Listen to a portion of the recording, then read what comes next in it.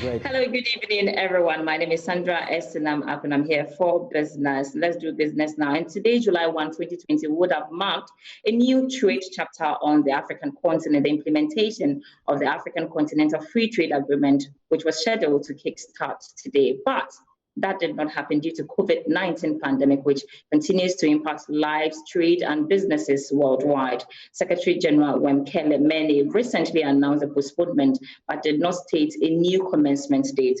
Well, how will this setback further deepen the woes of the continent already struggling to stay afloat economically in these hard times? Coordinator of CAT International Policy Think Tank, Advocate Apiakusi Adomako joins me via Zoom for a conversation on this very important topic. Thank you so much, as always, for joining Mr. Apia. Thank you very much, Sandra, and your viewers. Right. So this is expected to boost about 60% intra-African trade by 2020. But hey, it's not happening and we don't even know the new date yet. How is this bad for the continent and how is it going to impact intra-African trade? The pandemic has caused a lot of inconvenience to global trading. And with this issue, the African Union has decided to defer the commencement of the trading to next year.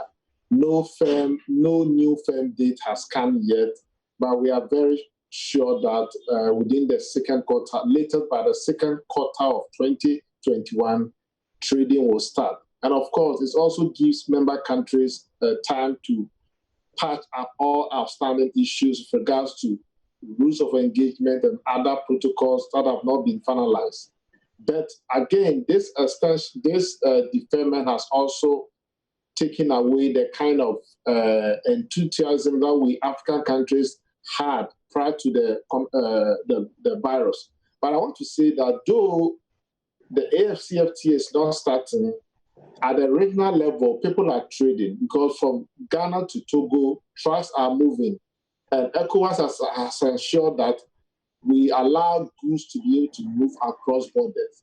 But only the volumes that you expect. I mean, it's not as we used to have or what you expect to happen. I mean, the trading across the borders and volumes that you're talking about. Yes, of course, the COVID restriction has also affected volume of produce that can come out from various assembly lines. And so, but at least it's still a sign of encouragement because here, when you go to a market in Accra, for example, you can get the Burkinabe tomatoes.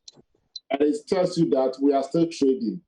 And goods from South Africa can still come into the country through the airport. And so I think nothing has been lost that much with the deferment of the trading across member countries. I know that at least it's also giving member countries that were not very strong, that didn't have a very strong productive capacity.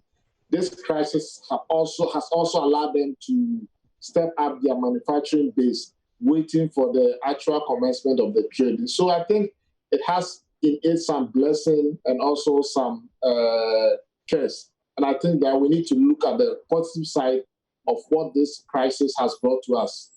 But what will you say to critics and then experts who have said that at this crucial time where a lot of countries are struggling economically with the impact of the COVID-19 pandemic, it's better to kickstart so that it can kind of lessen the impact on member states, but delaying it is not the right thing to do. What do you make of that as well?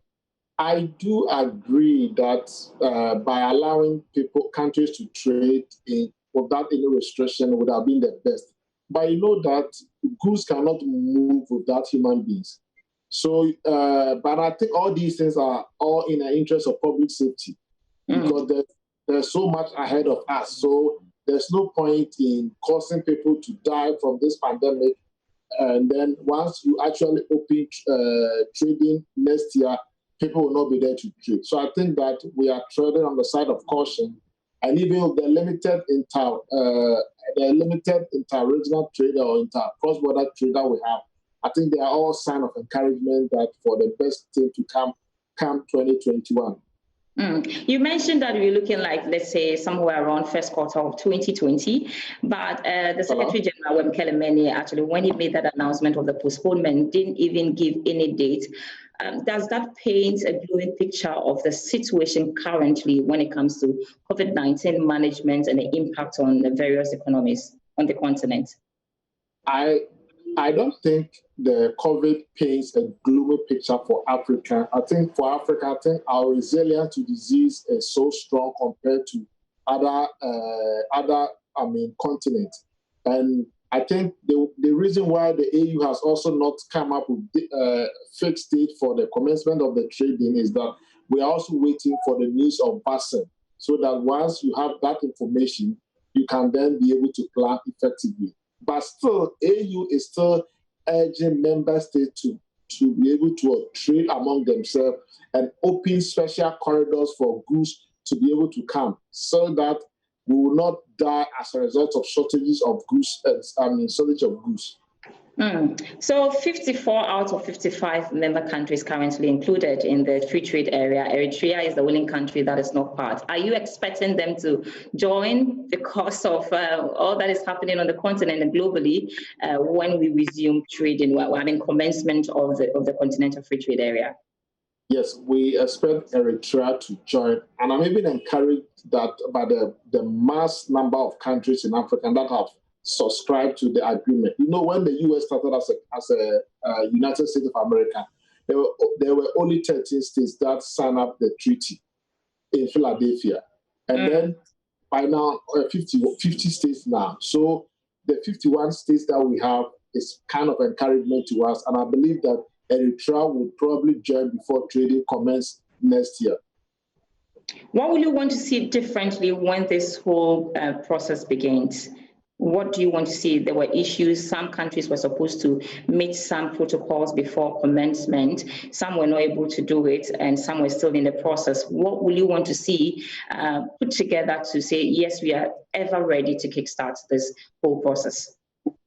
Yes, I think this crisis gives countries a lot of time to be able to cross their T's and dot their I's to do all their preparatory work.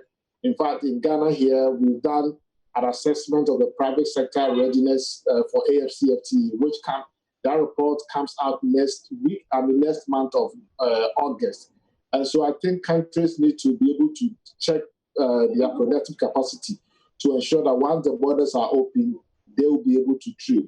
And also on the part of the AU, we also expect AU to be very firm with the rules of the game, so that if a country, for example, decides to close its borders to trading, then the laws has to be applied proportionally.